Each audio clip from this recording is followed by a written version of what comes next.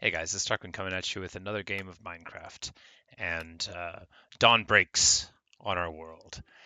We've got a field of wheat here. Isn't it nice? I There's a lot of stuff I needed wheat for. The village that I'm working on needed wheat, and I also have a couple projects mentally in the works, although I haven't put a single block down for it, that needed a lot of wheat for that as well.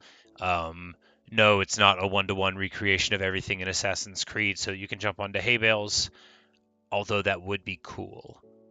But anyway, so I was making this field and I said to myself, do you want to be remembered as a guy that made this proportional to your needs wheat field?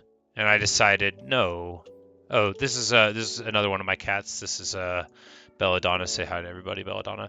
I decided, I want to be a person who's remembered for something more, who's remembered for always thinking that a little more wheat could be planted, for thinking that some of the land that you see might be able to be grass, but a lot of it, wouldn't it be better if it were just the color of wheat? Just a field of it. As far as your eye could see, maybe not that far, depending on your eyes, but pretty far.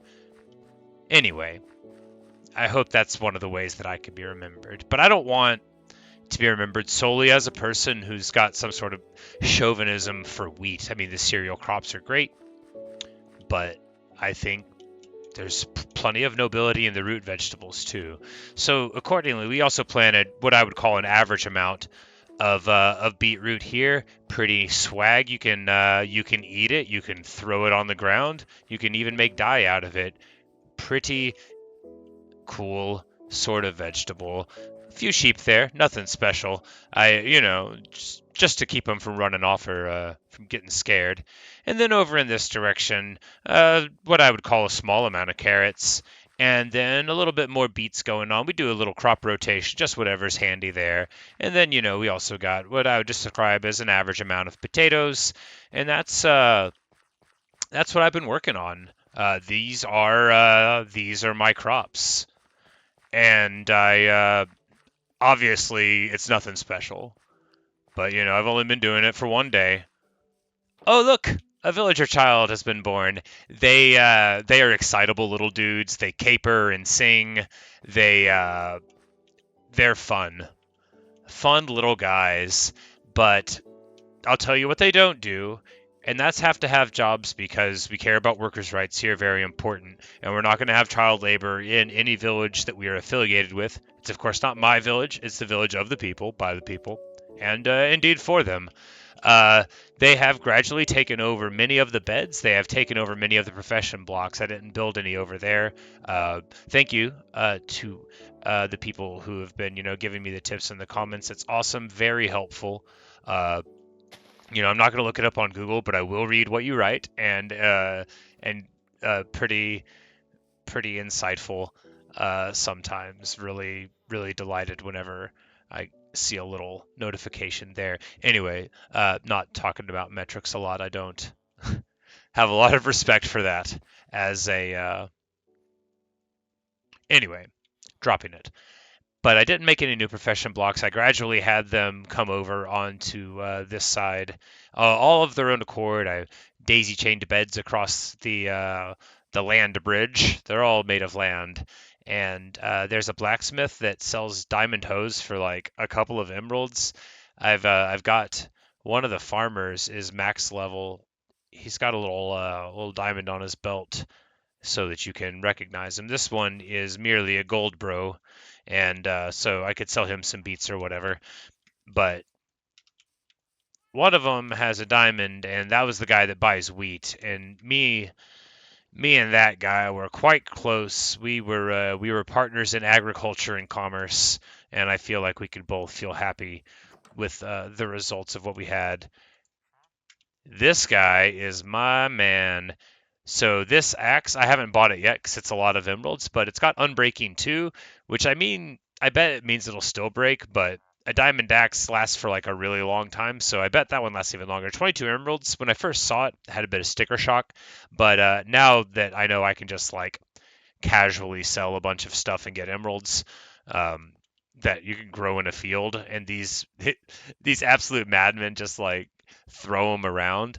But one more very exciting thing on this border of the village, that one out in the distance is still totally unpopulated. I have got to work on that somehow.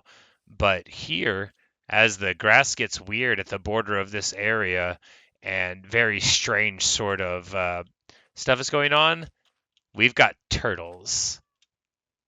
I don't know what they eat. They don't eat seeds. Do they eat sugarcane? That would be handy because I have access to a medium large amount of sugarcane.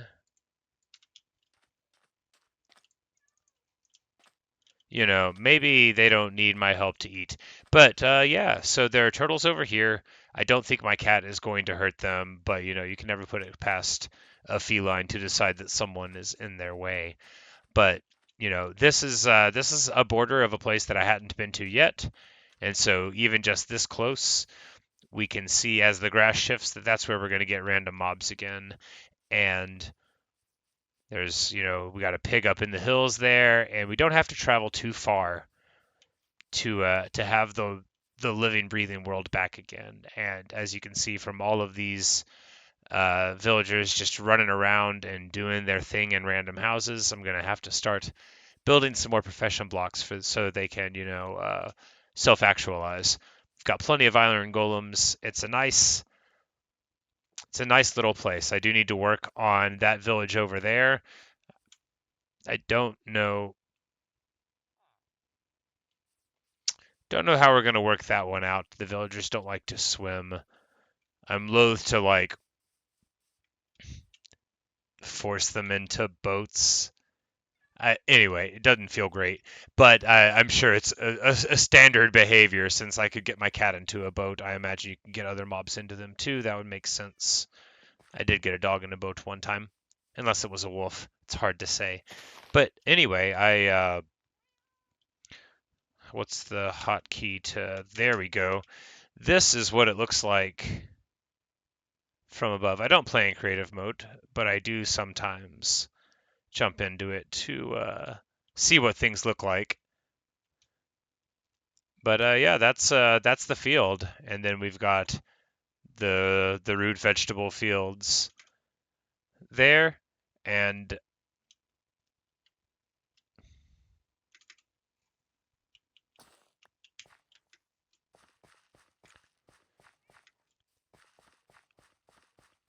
just come up here by the tree and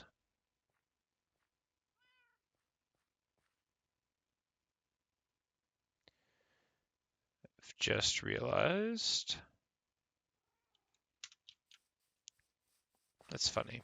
Anyway, I forgot a crucial ingredient for my plan. It's all right, some is growing by the wayside here.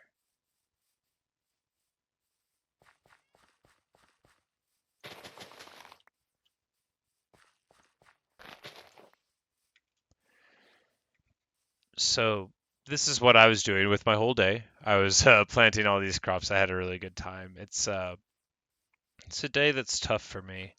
If you don't want to talk about something, you probably shouldn't. Right? It's a pretty good adage, but sometimes you can be oblique enough. But it's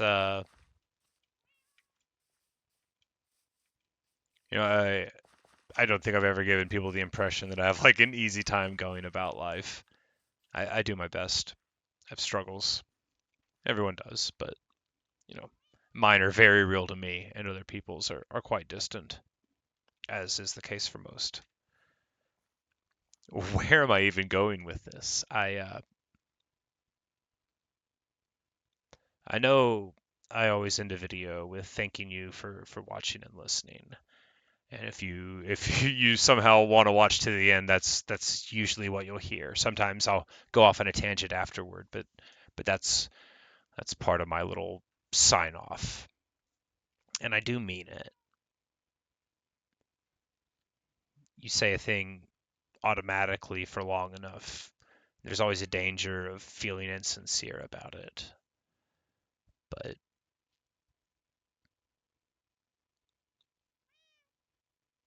But when I got up this morning, I just said, I'm gonna plant a field, and maybe some of those folks on the internet will like it, and that'll be really awesome. And then I can have an August 5th that I just felt good all day long. And that's what I had. And I wanted to thank all of you for watching, all of you for listening. And until next time, this is Tarquin.